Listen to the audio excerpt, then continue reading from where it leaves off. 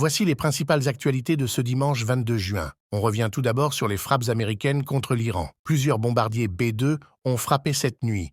3 complexes nucléaires avec de puissantes bombes GBU-57 ainsi que des missiles de croisière qui ont provoqué, selon Washington, la neutralisation complète du programme nucléaire iranien. Les installations de Natanz et d'Isfahan ont subi de gros dégâts selon les premières images satellites. Le complexe de Fordo semble ne pas avoir été détruit en dépit des dégâts. La centrale enfouie sous terre avait été évacuée plus tôt, selon l'Iran, sans qu'il y ait de fuite radioactive. En deuxième actu, avec le chef de la diplomatie iranienne qui a condamné les frappes américaines et promet des conséquences. Le Parlement iranien a voté la fermeture immédiate du détroit d'Ormuz, où transite 30% du pétrole mondial. Sa fermeture, qui doit être validée par le Conseil suprême iranien, risque de créer la récession économique mondiale. Les bases américaines sont en état d'alerte suite à de possibles frappes iraniennes.